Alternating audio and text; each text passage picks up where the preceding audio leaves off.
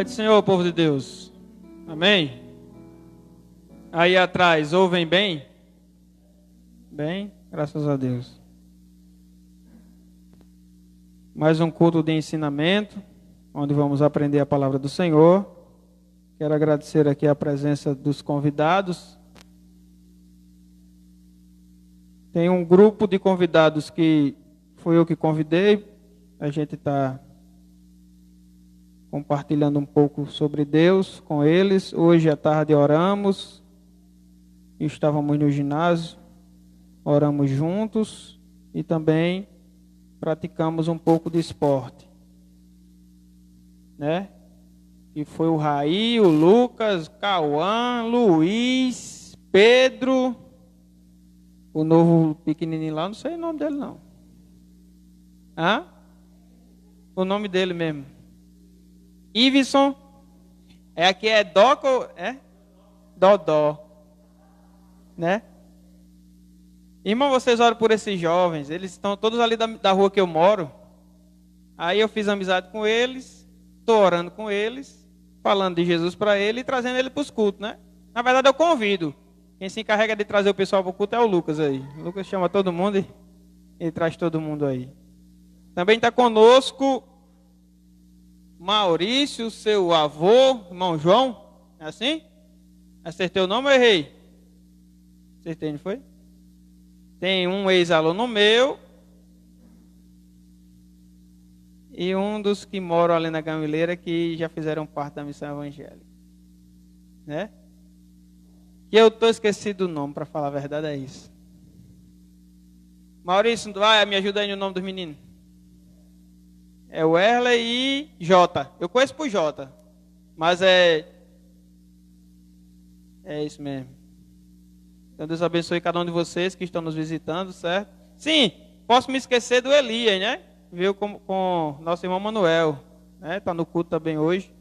Então o culto hoje está cheio de convidados, né, irmãos? Está cheio de jovens, isso é maravilha. Ver jovens buscando a presença de Deus, buscando conhecer mais o Senhor. Isto é maravilhoso. Hoje nós vamos aprender um assunto muito importante e eu creio que tem tudo a ver conosco e com este culto. Deus, tenho certeza que Ele planejou tudo isso. É o que nós vamos aprender hoje sobre o querer e o efetuar de Deus. Abra sua Bíblia aí em Filipenses capítulo 2.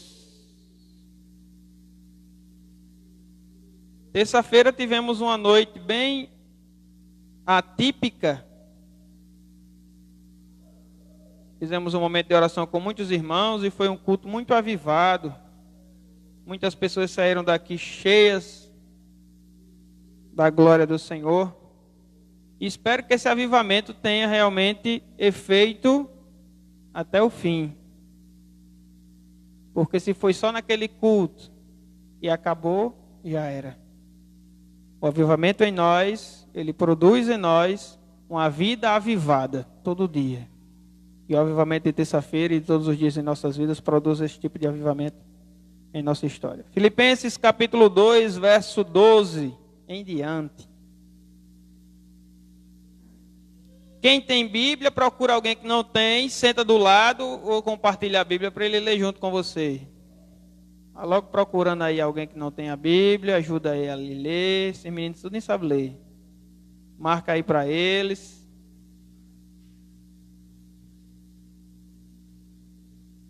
Irmão João, consegue me ouvir bem? Daí? Dê o sinal assim, vamos saber se você está ouvindo bem. Tá não. Maurício, veja se ele quer sentar mais perto para ouvir.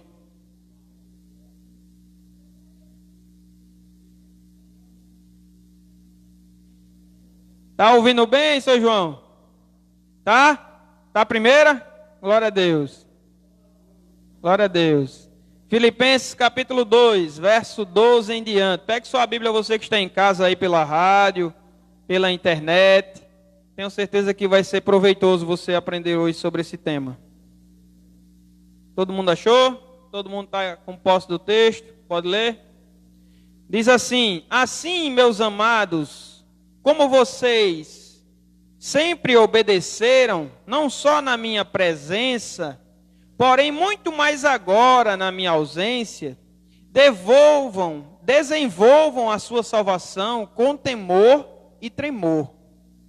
Porque Deus é quem efetua em vocês tanto o querer como o realizar, segundo a sua boa vontade. Façam tudo sem murmurações nem discussões, para que sejam irrepreensíveis e puros, filhos de Deus, inculpáveis, no meio de uma geração pervertida e corrupta, na qual vocês brilham como luzeiros no mundo, preservando a palavra da vida. Assim, no dia de Cristo, poderei me gloriar de que não corri em vão, nem esforcei inutilmente. Entretanto, mesmo que eu seja oferecido como libação sobre o sacrifício e serviço da fé que vocês têm, fico contente e me alegro com todos vocês. Assim também vocês, pela mesma razão, fiquem contentes e se alegrem comigo. Até aqui. Tem alguma tradução aí, e alguns dos irmãos estão de posse na mão, que no começo do versículo 12 tem portanto. Tem assim? Tem alguém que tem essa tradução? Tem, lá atrás tem. Alguém tem outra tradução diferente, que em vez de começar assim, tem outra coisa? De sorte. De sorte também, Alisson? Amém. Paulo aqui, ele está chamando a atenção dos irmãos para um assunto muito importante. Ele está chamando a atenção nossa nessa noite, Deus, para um dos assuntos mais importantes, ou o mais importante da Bíblia. Qual é, pastor? Salvação. Só que ele não está só exortando a igreja, ele está também amando-os. Se eu chegasse aqui em um culto de doutrina e não ensinasse a vocês aquilo que Deus quer para as suas vidas, eu não estaria amando vocês. Eu estaria enganando vocês. Se eu chegasse nessa noite para ensinar a palavra de Deus e dissesse tudo, menos o que Deus quer para vocês, eu estaria enganando vocês. Se eu chegasse aqui e dissesse, olhe, o que você quer vai se realizar. Seus sonhos vão se concretizar. Suas metas vão se cumprir. As portas vão se abrir. Deus vai salvar sua família. Deus vai fazer maravilha. As bênçãos de Deus estão sobre você. E eu não dissesse a vocês a real vontade de Deus para as suas vidas, eu estaria mentindo a vocês.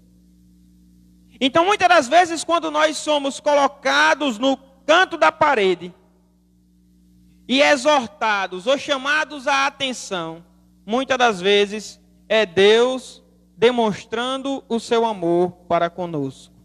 Muito parecido quando uma mãe ou um pai, ele chama a atenção do seu filho até de forma rigorosa, muitas das vezes. Alguns chegam até a puxar a orelha, para que o filho entenda aquilo que o pai ou a mãe está querendo lhe dizer e lhe mostrar. E muitas das vezes o filho no momento talvez pense assim, meu pai e minha mãe não gostam de mim.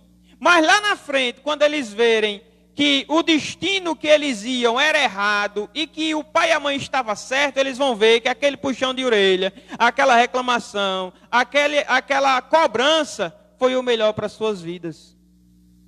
Quantos filhos foram para algumas viagens que os pais disseram, não vão, meu filho, não vá. Eu estou sentindo para você não ir. E o filho, que é isso, pai, que conversa eu vou. E eles nunca mais voltaram. Então, escutar o conselho dos pais é uma das maravilhosas coisas que temos em nossa vida. Por quê, pastor? Porque os nossos pais, eles têm experiência. Eles já viveram mais tempo do que nós nessa terra. Eles chegaram aqui primeiro do que eu e do que você. E eles já participaram e viram muitas coisas que nós nem chegamos a ver. Então, eles têm experiência para nos falar sobre o caminho que estamos trilhando. Então, nós que somos filhos, a primeira coisa que temos que entender sobre Deus e sobre nossas famílias na terra que devemos obedecer, porque sempre será o melhor para nós. O verso 12 diz assim: meus amados, como vocês sempre obedeceram. Essa igreja de Filipenses, segundo Paulo diz aqui, eles eram obedientes. Eles sempre obedeceram. E nós temos obedecido?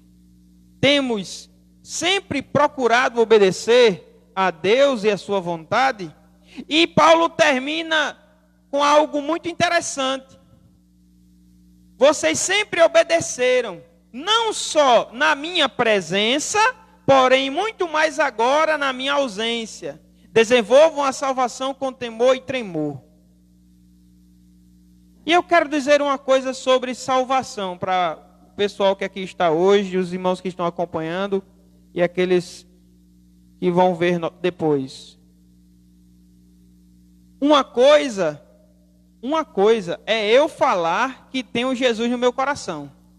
Todo mundo compreende isso aqui?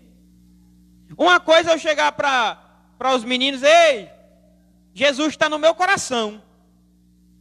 E outra coisa diferente é realmente Jesus habitar no meu coração. Como assim, pastor? Tem muita gente por aí afora que diz assim: ah, eu tenho Jesus, eu amo Jesus, Jesus habita na minha casa, Jesus habita no meu coração, eu não preciso aceitar Jesus porque Jesus já está comigo. Não é assim que a gente ouve de muitas pessoas? E muitos de vocês talvez até digam. Só que eu quero dizer uma coisa para nós nessa noite. Uma coisa é a gente dizer, e outra coisa é realmente ser. Por que isso, pastor? Porque Jesus, ele não habita em todo ser humano. Não é em todo ser humano que Jesus está habitando. Por exemplo, eu lhe pergunto, bem simples.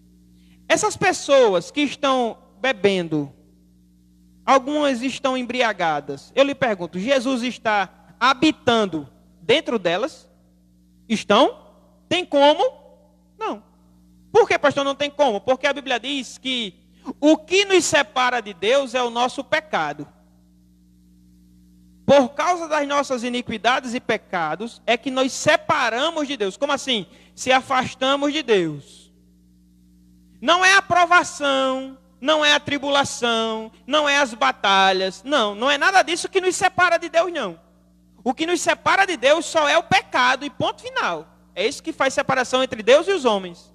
E o que é pecado? Pecado é tudo aquilo que eu faço que Deus não aprova.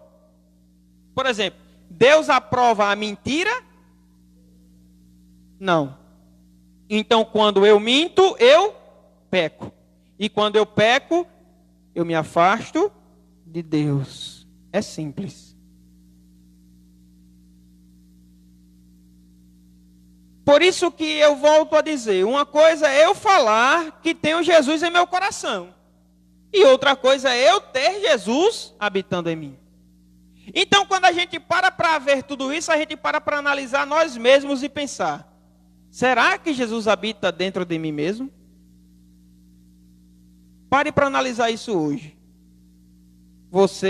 Eu paro para me analisar. Será que Jesus realmente está comigo, habitando em mim? Porque a Bíblia diz que nós somos casa, templo, morada do Espírito Santo de Deus. Ele habita em nós quando nós se entregamos a Ele, a nossa vida para Ele, para viver conforme a vontade dEle, querendo ser dEle sempre. Aí Ele habita em nós. E quando Ele habita em nós, nós passamos a fazer a vontade de Deus. Então uma pessoa, quando ela, seja ela quem for, entrega a sua vida a Deus e diz assim: a partir de hoje eu aceito Jesus em minha vida, essa pessoa, a partir daquele momento que ela entrega a sua vida e se arrepende dos seus pecados, ela passa agora a querer fazer a vontade de Deus. Ela entra em um processo de mudança de vida. Se mentir não agrada a Deus, eu vou me esforçar para não mentir mais. Se roubar não agrada a Deus, eu vou me esforçar para não roubar mais. Se beber não agrada a Deus, eu tenho que me esforçar totalmente para nunca mais beber. Essa é a vida de alguém que recebeu Jesus em sua vida. E esta pessoa agora, entendemos, que tem a salvação. Ela tem a salvação. Deus a deu a salvação a ela. Só que o interessante desse texto que a gente vai analisar hoje é que Paulo diz assim: vocês sempre obedeceram, não só na minha presença, como também na minha ausência. Como assim, pastor? Paulo está dizendo que eles eram obedientes quando Paulo estava na igreja ou na cidade que eles estavam, e quando Paulo estava no outro lado do mundo, eles continuavam obedientes a Deus. Era isso que Paulo estava querendo dizer. E nós vemos que nos dias atuais as pessoas, elas estão vivendo uma vida de desobediência a Deus. Nós vemos pessoas que são obedientes a Deus na igreja, mas fora da igreja, vivem uma vida de desobediência. Não só ao pastor, não só à esposa, não só ao marido, não só ao patrão, não só ao professor de escola. Não, ela vive uma vida de desobediência em todas as áreas, inclusive em desobediência a Deus. Então a gente vai aprender hoje um pouco sobre isso. Peço que você fique atento, porque no livro de Atos, no capítulo 5, nós vemos algo muito maravilhoso para as nossas vidas. Quem tem Bíblia, Atos capítulo 5. Atos fica depois de João. Ajuda os meninos aí. Eu vou lendo devagarzinho, vocês vão procurando. Atos 5, a partir do 1. Atos 5, a partir do 1. Atos 5, a partir do 1, diz assim: a oferta de Ananias e Safira, entre mentes, um certo homem chamado Ananias, com a sua esposa Safira, também vendeu uma propriedade, mas ele reteve parte do dinheiro da venda para si, tendo conhecimento disso também a sua esposa. Ele levou a parte restante e a depositou aos pés dos apóstolos. Então indagou-lhe Pedro: Ananias, por que mentistes? Por que permitistes que Satanás encheste o teu coração, induzindo a mentir ao Espírito Santo, para que ficasses com parte do valor do terreno? Mantendo-o contigo, porventura não continuaria teu? E vendido, não estaria todo o dinheiro em teu poder? Como pudestes permitir que tais ideias dominassem tua vontade? Ao ouvir esta admoestação, Ananias caiu morto. Então, grande temor tomou conta de todos os que souberam do que havia acontecido. E alguns jovens tomaram a iniciativa de cobri-lo, carregando-o para fora, e o sepultaram. Cerca de 3 horas mais tarde, entrou sua esposa, sem saber o que se havia passado. E Pedro a questionou: dize-me, vendestes por este preço aquelas terras? Ela confirmou: sim, por este preço. Então Pedro a repreendeu: porque vós entrastes em acordo para tentar o Espírito do Senhor. Eis que estão aí à porta os pés dos que sepultaram teu marido, e eles a levaram também. Naquele mesmo instante, ela caiu morta aos pés de Pedro. Então aqueles jovens entraram, encontrando-na morta, levaram-na e a sepultaram ao lado do seu marido. E grande temor se apoderou de toda a igreja e todos os que ouviram falar sobre esses acontecimentos. Que relato maravilhoso! Falando sobre obedecer, estando presente ou estando ausente. A Bíblia diz aqui que um casal, Ananias e Safira, eles tinham uma propriedade, um terreno. E eles desejaram vender o terreno, pegar o dinheiro todo e dar para a obra de Cristo, dar para os apóstolos fazerem a obra do Senhor. Só que a Bíblia diz que Ananias, quando viu aquele monte de dinheiro, ele disse: eu não vou dar todo não, eu vou dar uma parte, a outra parte eu vou ficar. E eu lhe pergunto, o terreno era de quem? Deles. E por que então eles colocaram o propósito de vender para dar a Deus? E no meio do caminho, não vou dar mais a Deus todo não, dá só uma parte, o resto eu fico. Quando eles chegaram com a oferta, com o dinheiro do terreno, diante dos apóstolos, aí ele colocou o dinheiro nos pés dos apóstolos e Pedro questionou: Ananias, esse é o valor do terreno? E Ananias: sim, é esse o valor. E Pedro vai e diz: por acaso, não era melhor você ter ficado com esse terreno? Porque você pegou agora, vendeu, não deu todo para Deus e deixou Satanás, que é o pai da mentira, induzir você a fazer isso e mentir contra o Espírito Santo de Deus. Quando Pedro terminou de dizer isso, a Bíblia diz que aquele homem caiu morto no chão. Quem matou ele? Deus. Ninguém tocou nele. Mas a Bíblia diz que quando ele quis mentir para o Espírito Santo de Deus, ele caiu morto. Aí, com algumas horas depois, a esposa dele se encontrou com os apóstolos. E quando se encontra com os apóstolos perguntam: e aí, quanto foi que vendeu o terreno? Ela continua na mentira. Portanto, foi só aquele tanto mesmo. Quando ela terminou de dizer, Pedro novamente questiona ela, porque ela estava mentindo contra o Espírito Santo. Quando ele termina de dizer, a esposa também cai morta. E todo mundo ficou com medo daquilo ali. Quem é que não ia ficar, irmão? Você está conversando com um homem de Deus, aí fez uma besteira, puf, morto. E aqui nós paramos para analisar, porque a igreja de Filipenses, Paulo diz assim: vocês me obedeceram sempre, tanto quando eu estava no meio de vocês, quando eu não estava no meio de vocês. Aí com isso eu quero dizer aos irmãos, não adianta querer obedecer a Deus só quando as pessoas estão vendo. E desobedecer a Deus quando não tem ninguém por perto, porque Deus sempre vê a nossa desobediência, seja as pessoas sabendo ou não. Então, quando eu e você, muitas das vezes, pegamos nossos celulares, entramos em algumas situações que não pode, que é pecado contra Deus, e fazemos as escondidas, achando que ninguém nunca vai descobrir aquilo, minha mãe nunca vai saber disso não tem condição não, meu pai nunca vai saber disso não. Mas Deus está vendo. E sabe qual é o detalhe disso?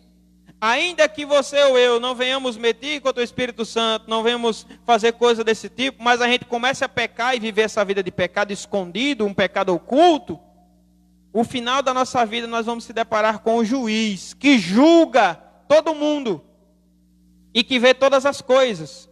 E quando a gente se colocar diante do juiz, ele vai dizer: olha, você fez isso.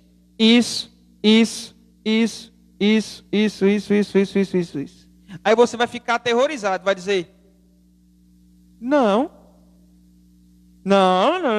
isso não. Às vezes você não pega um jovem na mentira, ele faz: não, mãe, não, isso aí não, isso é conversa. Não é assim? Aí diante de Jesus, as pessoas vão talvez querer fazer isso. Só que há um detalhe muito grande: ele tem a prova. Diante de provas não há argumentos. Uma coisa é a pessoa dizer: você mentiu, e outra coisa é a pessoa mostrar a sua mentira. Uma coisa é a pessoa dizer que você está pecando e adulterando contra sua esposa. Outra coisa é alguém pegar a foto e dizer: olha, está aqui, você está adulterando contra sua esposa, você está traindo ela, está aqui, todas as fotos. Diante de Deus, não escapa ninguém, Ele está vendo tudo. E eu lhe pergunto: isso lhe deixa feliz ou lhe deixa aterrorizado? Porque se lhe deixar aterrorizado, é um dos sinais de que você ainda não teve um encontro verdadeiro com Deus. Se isso não lhe deixa tranquilo e em paz, significa dizer que você ainda não provou deste Deus tão grandioso de forma genuína. Você ainda não nasceu verdadeiramente de novo. Porque a Bíblia diz que aquele que está na prática do pecado, está nas primeiras cartas de João, aquele que está na prática do pecado, este ainda não conheceu a Deus. Então, quando você vê pessoas bebendo, farreando, fazendo o que bem entende das suas vidas, pecando, traindo, mentindo, roubando, fazendo todo tipo de coisas, nem tenha dúvidas. A Bíblia diz que essas pessoas ainda não conheceram a Deus verdadeiramente. Elas podem até ouvir falar dele, mas ainda não o conheceram de verdade. O senhor prova isso na Bíblia? Provo. A Bíblia diz que Jó passou por muitas coisas na sua vida, não foi? Perdeu tudo. No 42, Jó disse: eu ouvia falar do Senhor, agora meus olhos veem o Senhor. Agora eu conheço verdadeiramente o Senhor. Agora o Senhor teve um encontro verdadeiramente comigo. Então, isto é algo maravilhoso para nós. Por quê, pastor? Porque eu tenho uma pergunta para fazer aos irmãos nessa noite. Nós temos obedecido verdadeiramente algumas autoridades em suas ausências?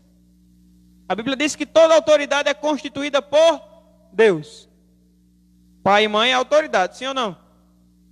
Professor é autoridade, sim ou não? Policial é autoridade, sim ou não? Pastor é autoridade, sim ou não? Juiz, promotor, patrão. Seu patrão é uma autoridade sobre sua vida. Tem que ser assim. Aí eu lhe pergunto: esposa, você tem obedecido a seu marido na ausência dele? Como assim, pastor? Seu marido não está vendo, seu marido não está em casa, seu marido não está sabendo. Você continua obediente em algumas situações a ele? Porque tem mulher que faz tudo escondido do marido. Não tem? Está certo isso? Você comprar coisas, fazer coisas, ir a lugares sem seu marido saber de nada, todas escondidas, igual um agente 007. Está certo isso, irmão? Tá não. O mesmo eu conto para os maridos. Você faz tudo escondido da sua esposa. Fala com mulheres, vai a lugares que ela não permitiria que talvez você fosse. Faz coisas, compra coisas, sem sua esposa saber de nada. Você vive sua vida como um casado solitário. Está certo isso? Está errado. A Bíblia diz que o homem e a mulher, ambos, vivem uma vida una. Não é ninguém superior a ninguém. Marido e mulher, um vive em obediência ao outro. Um vive em comunhão com o outro. Um vive em vida com o outro. Uma unidade. O homem deixará seu pai e sua mãe e viverá com sua mulher, e ambos serão uma só carne. Essa é a vida de um casal de Deus. Aí eu pergunto: como é que está a sua vida na presença e na ausência do seu marido ou da sua esposa? Porque tem marido, irmão, que quando a mulher está longe dele, ele se transforma.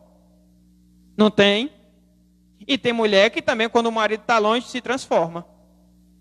Para não falar daqueles que, quando o marido ou a mulher não está na presença, fala mal do seu próprio companheiro. E fala muito mal. Diz coisas horríveis sobre eles. E que se eles soubessem, talvez o casamento iria acabar. Então nós temos que entender que, tanto na ausência como na presença, viver uma vida em obediência, uma vida dentro da vontade de Deus e uma vida concernente àquilo que Deus quer para nós, é preciso nós mudarmos em muitas coisas. Eu falei de casais. Filhos. Vocês meninos que são filhos aí. Eu também sou. Todo mundo aqui, eu creio.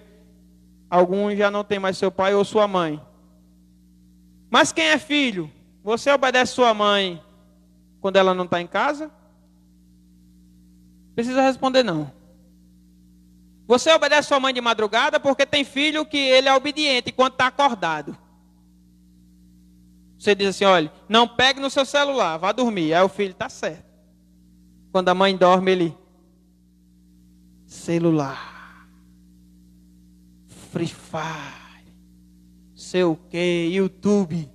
Não é assim que os meninos fazem? É. Quando a mãe está em casa, o menino é um anjo. Basta a mãe sair, irmão. Ele vira um demônio. É. Quer bagunçar a casa. Quer fazer o que bem entender. Aumenta o som. Eita, que a mãe não está em casa. Não sei nem que hora a mãe vai chegar. Eu não quero saber de nada. Vai ser só festa. Não é assim que os meninos fazem? Obedece quando a mãe está. Mas quando a mãe está fora, não obedece. E tem aqueles que quando o pai ou a mãe diz um negócio com ele, assim, ei, faço não. Na frente do pai e a mãe, olha. Quando vira as costas. É assim que faz. É desse jeito. Isso para não falar os palavrões que alguns ainda dizem. Eu vou obedecer essa doida. Sei o quê. Não é assim que o povo faz? Eu lhe pergunto, vocês são obedientes? E agora? Ou não? Então nós temos que entender que viver uma vida de obediência agrada a quem? A Deus. A Bíblia diz que se os filhos obedecerem aos seus pais, seus dias na terra serão prolongados, você viverá mais e muito bem diante de Deus, porque Deus se agrada. Então quando você obedece sua mãe e seu pai, mesmo contra a sua vontade, porque tem hora que, eu sei como é, sou filho, quando eu era mais novo, às vezes a gente é mandado para fazer tudo, tem hora que dá raiva. Vai comprar um açúcar, o cara vai, quando chega aí, vai comprar o feijão, vai, o sal, porque não mandou tudo, homem. Não é? Pelo amor de Deus. Chega com macarrão, não é esse macarrão não, volta menino, troca, lá vai. Quem não me explicou antes de eu ir comprar? Então tem situações que o filho realmente ele vai ficar chateado. Mas se ele for obediente, ele pode dar 10 viagens. Se o pai mandar, ele vai. Não é assim? Então nós temos que entender que temos que viver uma vida de obediência. Outra situação, você é obediente ao seu patrão, porque tem funcionário e empregado que é uma benção, irmão. Quando o patrão não está. Quando o patrão está, ele é uma benção. Quando o patrão não está, ele bagunça. Tem uns que dormem no trabalho. Não pode dormir, mas dorme. O patrão não está vendo. É ou não é, irmão? Eu estou falando coisa séria. É assim. Quando o patrão não está, não pode fazer alguma coisa. Aí quando o patrão não está, ele faz. Quando o patrão está, ele é um anjo. Tem uns que ficam com a vassoura de lado direto, para o patrão ver. Ô menino trabalhador. Esse menino é uma benção, trabalha demais. Não para de trabalhar, é o tempo todinho. Olha, quando eu estou aqui, não para não. Mas quando o patrão não está, irmão, tem uns que sentam na cadeira do patrão e dizem, quem manda aqui sou eu. Pode deixar que eu resolvo tudo. Então nós temos que entender que viver uma vida de obediência não é só na presença, mas também na ausência. Eu tenho que ser obediente quando os meus pais, meu patrão está, como também quando eles não estão. Eu devo a mesma obediência a eles, sim ou não? Diminui a obediência, sabe por que meu pai não está? Se meu pai ou minha mãe disser, não vá, se ele sair, um amigo meu chegar e vamos ali, vamos, está desobediente. Eu tenho que dizer o quê? Meu pai disse que eu não fosse. Teu pai não está nem aí, vai chegar, vai terminar lá, ele não vai nem saber que tu foi. Aí tem menino que vai, o pai descobre, quando chega dá só para ele, irmão. Porque o pai vem cá, eu disse a você que não fosse. Aí vai passar pelo processo, que dói, né? O processo, você sabe qual é o processo. Então nós temos que entender que temos que ser obedientes. Tem pessoas que obedecem ao pastor. E as lideranças da igreja, quando eles estão presentes, Quando eles não estão presentes, irmão, vira bagunça. Ninguém obedece a ninguém, ninguém escuta ninguém, ninguém quer saber nada, não quer saber nada não. Tem uns que dizem, você não é o pastor? Você não é o pastor para me dar uma lição de moral? Todo desobediente de você não é o pastor, como se não tivesse a ordem que não pode fazer algumas coisas que o pessoal faz. Então viver uma vida de obediência não é só na presença, mas na ausência. Isso é em tudo, polícia e principalmente Deus. Por que Deus? Porque Deus, Ele nunca está ausente. Deus sempre está presente. Deus sempre está com o seu olhar, olhando para você e para mim. E para todo mundo que aqui está, e que está na humanidade. O olhar de Deus está sobre os bons, como também sobre os maus. Deus está vendo tudo. Uma coisa é Deus ver, e outra coisa é Deus se agradar com o que Ele está vendo. Deus está olhando para as pessoas que estão pecando, os ímpios, as pessoas ruins. Ele não está se agradando, mas Ele está permitindo a pessoa viver a vida que ela quer. Ela tem o livre-arbítrio de escolher aquilo que ela quer fazer e o que ela quer decidir, à vontade. Como também o olhar de Deus está sobre os seus filhos, aqueles que vivem conforme a sua vontade. E o texto diz assim: desenvolva a salvação de vocês com temor e tremor. Tem tradução que diz assim: efetuai a vossa salvação com tremor e temor. E eu lhe pergunto, você é salvo?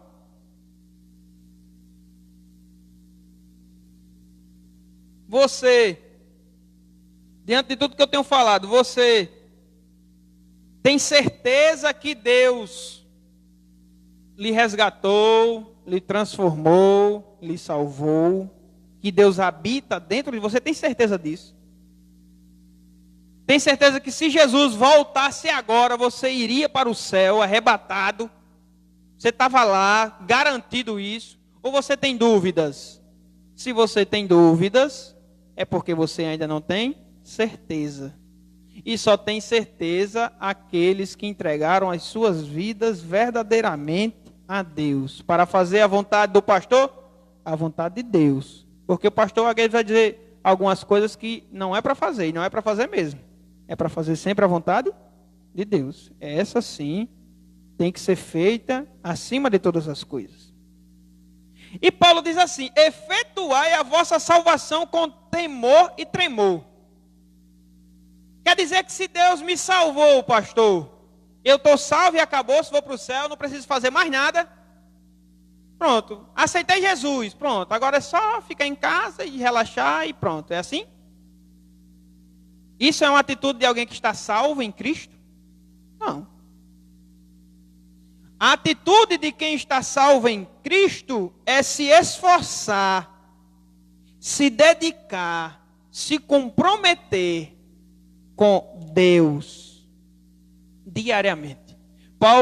Pedro diz isso na segunda carta, no capítulo 1, verso 10. Ele diz assim: portanto, irmãos, esforçai-vos com dedicação cada vez maior, confirmando o chamado e a eleição com que fostes contemplado. Pois se agirdes deste modo, jamais abandonareis a fé. Pedro está dizendo o que para nós? Irmãos, se esforcem. Todo dia com maior dedicação. Que a cada dia você possa se dedicar muito mais a Deus, muito mais à obra de Deus, muito mais às coisas de Deus. Para que isso, pastor? Para que a cada dia se confirme que você verdadeiramente é um filho de Deus, um homem de Deus, uma mulher de Deus, ou um jovem de Deus. Como eu comprovo que realmente eu estou com Deus? Mostrando com minhas atitudes e com a minha vida que eu me pareço com Deus. Eu busco as coisas de Deus. Eu faço a vontade de Deus. É dessa forma que nós entendemos que a cada dia vamos desenvolvendo a nossa salvação. vamos efetuando a nossa salvação. A salvação Deus nos deu, é de graça. Você não paga nada. Ele já pagou, ele foi lá na cruz. Era para você estar lá pendurado, com cravos em suas mãos e nos seus pés. Era para você e eu ter recebido mais de 40 chicotadas. Era para você e eu ter colocado em nossa cabeça uma coroa de espinhos, enfincado os espinhos no nosso crânio. Era para eu e você ter ficado sem roupas diante de todo mundo, passando vergonha. E no final você ficar solitário numa cruz para morrer e sangrar até a morte. Isso aí era para mim e para você. E pastor, por que não foi acontecer isso comigo? Porque Jesus, ele tomou o seu lugar. Ele disse assim, ei, ele não, deixa que eu tomo o canto dele. Ele foi lá na cruz e se entregou por nós. Nos garantindo e nos dando o maior presente que ninguém jamais terá condição de nos dar. E o que é? A salvação. Deus, ele está te dando e me dando hoje a salvação, como está dando a todo mundo. O problema é que as pessoas não estão querendo o presente. Elas estão dizendo assim, depois, amanhã, depois. Por quê? Porque quando a gente recebe esta salvação, a gente agora vai efetuar, desenvolver o chamado de Deus em nossas vidas. Como? Buscando se parecer com Jesus em todos os dias e em todas as nossas atitudes. Para comprovar que nós fomos salvos por Cristo. Como assim? Era uma prostituta, era um bêbado, era um viciado, era uma pessoa totalmente pecadora. Aí teve um encontro com Jesus, recebeu a salvação de Jesus. A partir daquele momento, aquela vida de pecado, ela abandona. E a partir dali ela passa a se parecer com Jesus. E as pessoas que conheciam aquela pessoa, que vivia na bebida, nos vícios, nos jogos, na prostituição, em toda coisa ruim, vão olhar e dizer assim, rapaz, esse menino mudou. Essa mulher mudou, este homem mudou. E o que foi que aconteceu com ele? Simples, eu tive um encontro verdadeiro com Jesus. E ele me mudou. E tem me transformado dia por dia. E eu tenho me esforçado para que ele continue a operar as maravilhas em meu ser. Então é dessa forma que efetuamos a nossa salvação. Pastor, tem uma dúvida. Pregador, que nem o senhor, que é pastor, ou então um pregador que nem um dos irmãos que eu já vi pregando. Está salvo, total. Esse cara que prega a Bíblia, que ensina, que é pastor, que é missionário, ele está salvo, está garantida a salvação, ele não precisa fazer nada. Está salvo e não precisa fazer nada, pode relaxar. Pode viver a vida dele normal, que ele está salvo. É assim? Não. É isso, pastor? Não. 1 Coríntios 9, 27, Paulo, um dos maiores missionários da Bíblia, um dos maiores teólogos, um dos maiores pregadores da Bíblia, disse assim, mas esmurro o meu próprio corpo e faço dele meu escravo, para que, depois de haver pregado a palavra de Deus às outras pessoas, eu mesmo não venha a ser reprovado. Paulo está dizendo o que para nós? Eu me dedico todo dia, buscando a Deus, me santificando em Deus, lendo a sua palavra, vivendo o evangelho, para que eu não venha pregar esta palavra às outras pessoas, as pessoas venham ser salvas, e eu venha me perder e ir para o inferno. Então, não é porque eu sou, ou tenho um cargo na igreja, que eu posso relaxar. Tem crente que está assim, relaxando. Eu já estou com 20 anos de crente, pastor. Fiz muita coisa, tem que relaxar agora. Tem uns crentes que fazem isso? Tem, mas não. A Bíblia diz que eu tenho que me dedicar todo dia e muito mais. A Bíblia diz que todo dia eu tenho que me dedicar para me ser um Thales diferente do Thales que eu fui hoje. Eu tenho que ser um Thales amanhã melhor do que esse Thales de hoje. E não pior. Você tem que se dedicar para ser uma pessoa melhor amanhã do que essa pessoa que você é hoje. É assim que nós vamos efetuando nossa salvação. Como assim? É assim que nós vamos desenvolvendo, se parecendo mais com Deus e menos com nós mesmos, chegando mais perto da luz e mais longe das trevas. Quanto mais perto de Deus chegamos, mais puros se tornamos. E as sujeiras vão saindo de nós. A Bíblia diz em Malaquias que Deus se compara ao ourives e ao sabão dos lavandeiros. Como assim? Malaquias 3. Ourives é quem trabalha com ferro, com ouro, com prata, com cobre. E ele trabalha de que maneira? Ele tira as impurezas, mete no fogo, tira do fogo, trabalha com todo aquele metal, até tirar tudo que não presta, para ficar o metal puro. Para quem trabalha na roça, até o pastor Joab falou isso aqui, às vezes a gente compra uma macaxeira, eu vou usar um produto fácil, macaxeira, todo mundo sabe o que é. E quando a gente pega a macaxeira, a gente não vai cortar ela, não vai limpar ela, não vai? E ela não é bem branquinha, só que às vezes na macaxeira branquinha não tem umas partes pretas, que não presta. O que é que a gente faz? A gente corta a parte preta para que ela fique só a parte branca. Deus todo dia está cortando aquilo que não presta em nós, para que só fique aquilo que presta na gente, que Ele está depositando todo dia em nossas vidas. Todo dia Deus está depositando coisas maravilhosas, vindas do céu, sobre nossas vidas, e nos transformando para se parecermos mais com Ele. É isso que Deus está fazendo conosco. Então, cada vez que você vem para um culto, cada vez que você ouve a palavra de Deus, cada vez que você dá atenção à palavra de Deus e aprende sobre a Bíblia, é Deus retirando da sua vida aquilo que não agrada a Deus e colocando na sua vida aquilo que agrada a Ele. Até ontem, talvez você não sabia que tudo isso que eu falei do começo para cá desagradava a Deus, talvez, ao ponto de você ficar assim: não, está tudo bem, não tem nada a ver. Só que a partir de agora, quando você voltar a praticar algumas coisas que eu falei aqui, você vai parar e dizer assim: rapaz, isso não agrada a Deus, não. E você vai ficar naquele dilema: eu faço ou não faço? Eu continuo essa vida de pecado, ou eu aceito aquela palavra de vida em minha vida e mudo a minha história, vivendo para Deus? Então, muitas pessoas acham que por serem pregadoras, por terem fama, por ensinarem a Bíblia, já estão salvas. E essas pessoas estão vivendo uma vida relaxada. Estão vivendo uma vida sem santidade. Estão vivendo uma vida sem compromisso com Deus. Não estão mais orando e oram pouco. Não estão mais lendo a Bíblia. E quando leem pouco. Não estão mais se consagrando a Deus, jejuando. Não estão mais buscando as coisas de Deus. Quantos crentes não são assim, irmãos? Que estão muito tempo na igreja e relaxaram.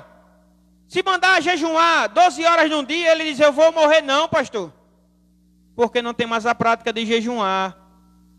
Se disser assim: ore 1 hora. Não consigo não, pastor. Porque não tem a prática de orar. Leia 5 capítulos hoje. Não consigo não, pastor. Porque não tem a prática de ler. Relaxou. E não podemos relaxar na caminhada cristã. Nós aceitamos esse chamado de Deus em nossas vidas. Ele nos chamou. E nós temos que agarrar esse chamado e caminhar dia após dia com perseverança. Não podemos relaxar. Tem pessoas que quando é um culto de semana, ela não se esforça muito para vir para a igreja. Mas no culto de domingo ela está toda esforçada. Logo cedo se ajeita, se organiza, faz um bocado de coisa que é para não perder o culto de domingo. Como se o culto de domingo fosse o mais importante da semana. E os outros cultos de semana não fossem tão importantes. Todo culto é importante. Nós chegamos aqui para adorar a Deus e buscar a sua presença. Não é só o culto de ensino, só o culto de domingo, só o culto de oração. Todo culto é importante. O mesmo esforço que eu faço para chegar no domingo, eu tenho que fazer o mesmo ou maior para chegar na semana. O mesmo esforço que eu faço para vir no culto de oração, como terça-feira tinha muita gente aqui, eu tenho que dedicar esforço para chegar numa escola bíblica dominical no domingo de 9 horas da manhã.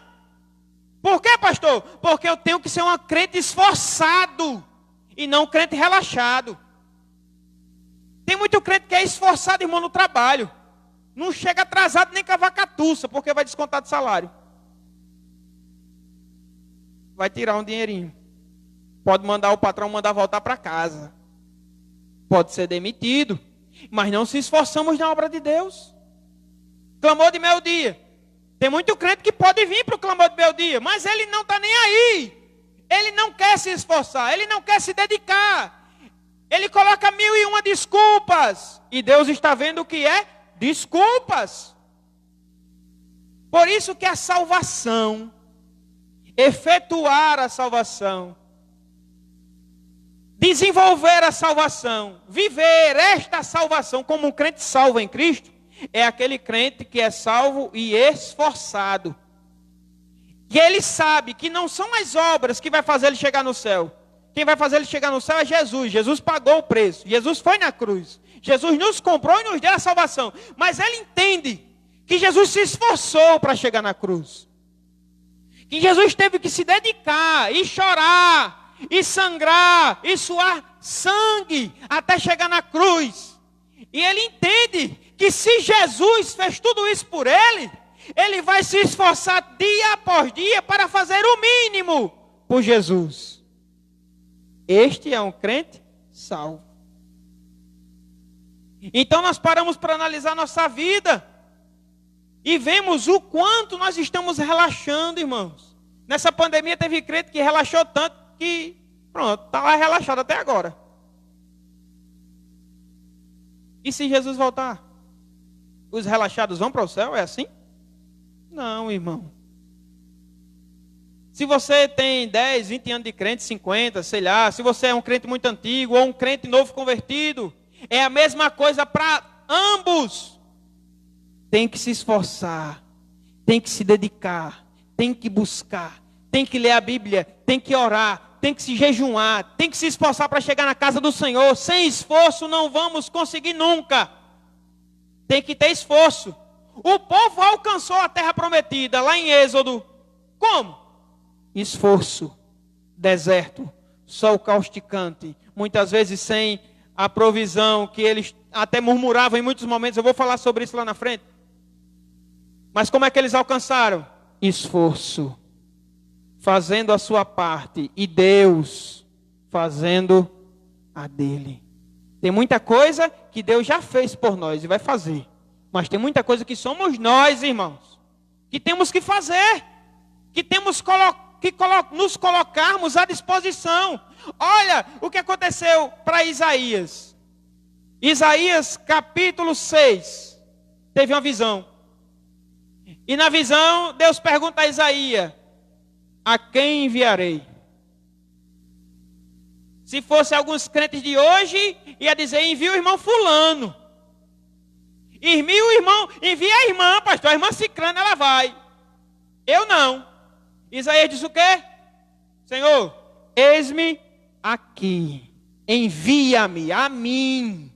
Deus está todo dia buscando em nós pessoas dispostas a se esforçar em sua vida diária, desenvolvendo a sua salvação. Você não foi chamado para continuar essa mesma pessoa, não. Você foi chamado para cada dia se parecer mais com Jesus. Eu fui chamado também para isso. Todos nós. Amém? Todo mundo está entendendo até aqui? Abra aí, 1 Coríntios capítulo 10. Vamos ler o texto para encerrar. Próxima semana vamos falar sobre temor e tremor, porque não vai dar tempo hoje. 1 Coríntios 10, a partir do 1, é um texto longo, vamos ler boa parte dele.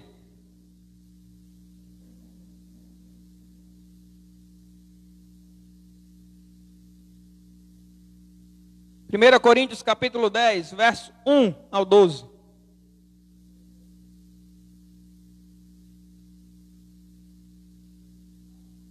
Primeira Coríntios 10, verso 1 em diante. Eu vou ler pausadamente, bem devagarzinho, para que todo mundo entenda o que esse texto está querendo dizer. para a gente encerrar com a oração. Próxima semana eu continuo o ensinamento sobre o que nós estamos falando. Todo mundo achou? Vou começar a ler a partir do verso 1. Ora, irmãos, não quero que vocês ignorem que os nossos pais tiveram todos sob a nuvem, e todos passaram pelo mar, e todos em Moisés foram batizados, tanto na nuvem como no mar. Todos eles comeram do mesmo alimento espiritual e beberam da mesma bebida espiritual, porque bebiam de uma pedra espiritual que os seguia, e a pedra era Cristo. Mas, porém, entretanto, Deus não se agradou da maioria deles. E aqui eu paro. Será que Deus está se agradando da gente, irmão? Continuo. Razão pela qual ficaram prostrados no deserto. Ora, estas coisas se tornaram exemplos para nós, a fim de que não cobicemos as coisas más, como eles cobiçaram. Não sejam idólatras, como alguns deles foram, conforme está escrito: o povo assentou-se para comer e beber, e levantou-se para se divertir. E não pratiquemos imoralidade, como alguns deles o fizeram, e caíram mortos. Num só dia, 23.000. Não ponhamos à prova a Cristo, como alguns deles fizeram e foram mortos pelas serpentes. Não fiquem murmurando, como alguns deles murmuraram e foram destruídos pelo exterminador. Estas coisas, tudo isso que eu li até agora, estas coisas aconteceram com eles para servir de exemplo, e foram escritas como advertência, foram escritas como um aviso a nós, para quem o fim dos tempos tem chegado. Por isso, aquele que pensa está em pé, veja, para que não caia. O texto é claro. Não há necessidade de uma explicação. Você lendo, você entende. Aqui está falando do povo lá do Egito, que saiu, Deus libertou através de Moisés, atravessou o mar vermelho,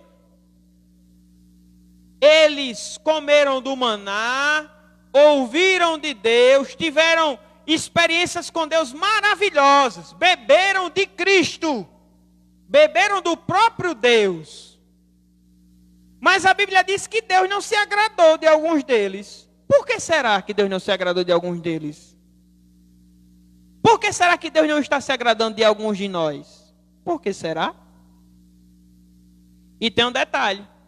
Além de Deus não se agradar de alguns deles, muitos pereceram no deserto.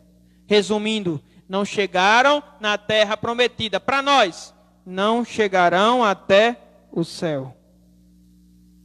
Simples. E por que foi escrito isso, pastor?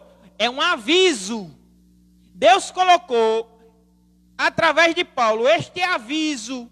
É como um letreiro, bem grande hoje aqui, ó. Eu estou avisando para vocês. Eu estou avisando para vocês, para que não aconteça a mesma coisa com vocês. Crentes que estão se julgando bem, estou com Jesus, Jesus habita no meu coração, estou salvo, mas já caiu faz tempo. É um aviso para nós, para que aquele que está em pé não caia. Tome cuidado. Você está bem com Jesus hoje? Amanhã, tome cuidado para continuar bem, para que você não caia. A vida cristã é uma batalha, todo dia. Todo dia o diabo vai bater na sua porta e querer destruir a sua vida. Todo dia. Todo dia os seus amigos vão querer tirar você de Jesus. Todo dia. Todo dia o pecado vai bater na sua porta. Ei, isso aqui é bom demais. Todo dia. Então eu e você temos que entender que Deus deixou um aviso na Bíblia. Que se eu estou bem, estou de pé, eu tenho que ter cuidado para que eu não caia. Para quando essas coisas acontecerem na minha vida, eu ser o primeiro a dizer, ei, aqui não. Não posso, não vou, não faço. Por quê? Estou com Jesus e não abro. E agora? Estou com Jesus e não abro. Mas homem, até ontem tu fez, até ontem, hoje é diferente. Estou com Jesus e não abro. Essa é a vida do crente. Salvo em Cristo Jesus. Então essas pessoas que estão vivendo no pecado, na prática, a Bíblia diz que elas não conheceram a Deus ainda. Qual é o nosso dever?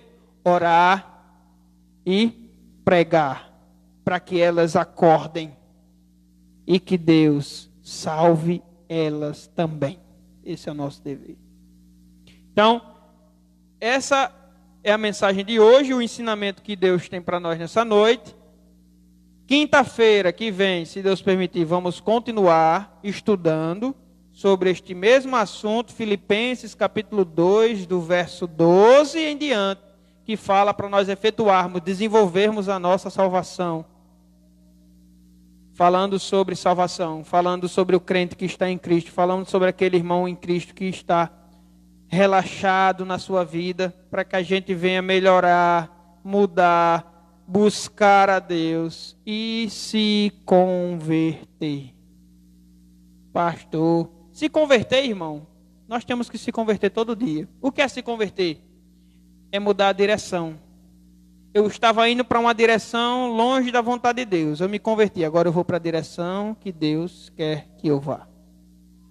Eu estava vivendo uma vida de pecado, mas agora eu quero viver a vida que Deus tem para mim. Eu quero ter experiências com este Deus. Eu quero viver o que Deus tem para mim. Eu quero ser dele e ele ser meu. Essa é a vida de uma pessoa que quer Jesus. E tem um detalhe. 9 horas. Tem um detalhe. Isso não tem nada a ver com religião.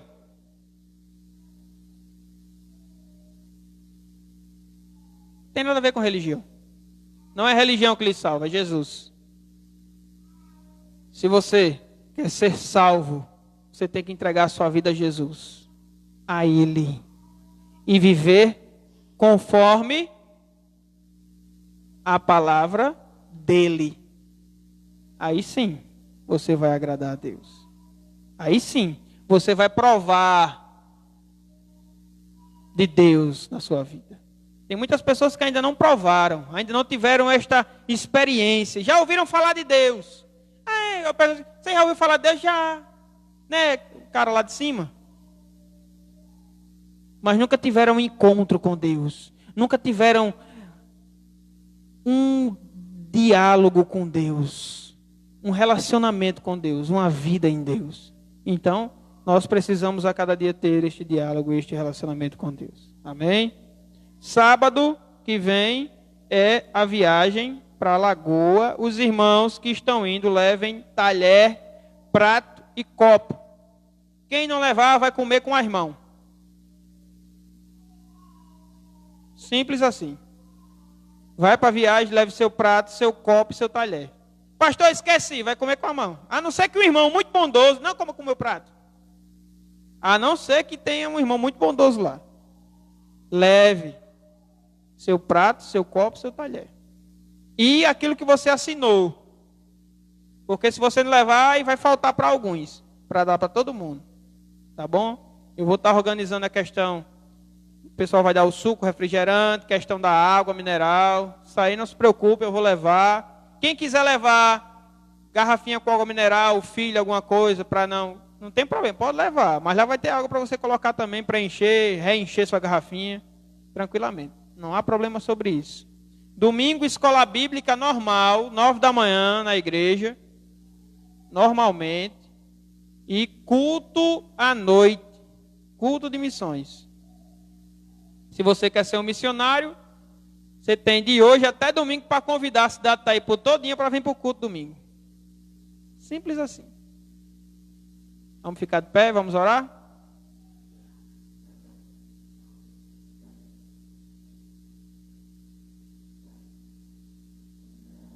Como temos muitos visitantes, geralmente com doutrina eu nem pergunto, eu só faço encerrar o culto, mas hoje eu vou perguntar. Primeiro eu vou explicar. Se você que veio para o culto hoje, ouviu a palavra de Deus, entendeu o que Deus queria falar com você. Você entendeu, rapaz, eu entendi o que Deus queria falar comigo.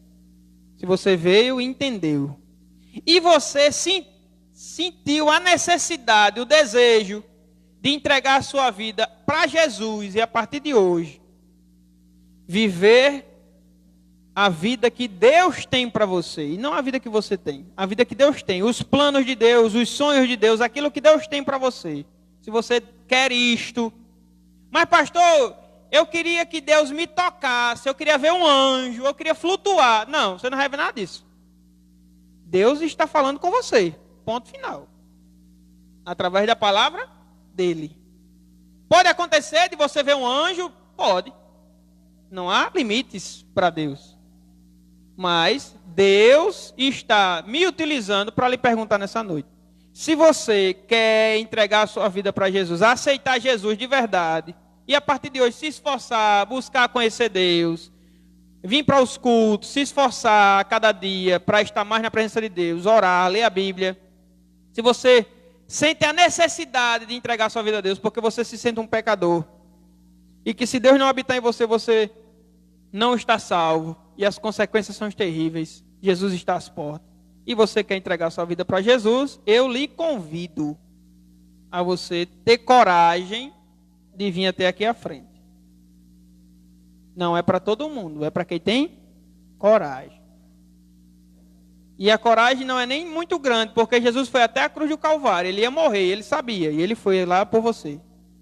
Mas se você tem coragem, quer ver que a sua vida tem que ser de Deus, que não há mais para onde fugir, que hoje você vai entregar a sua vida para Jesus, eu lhe convido a você vir até aqui à frente. Ninguém vai lhe pegar, ninguém vai lhe empurrar, ninguém vai, não. Só vai ser eu perguntando a você. Se você quiser entregar a sua vida para Jesus, eu lhe convido, venha. Ele quer lhe salvar.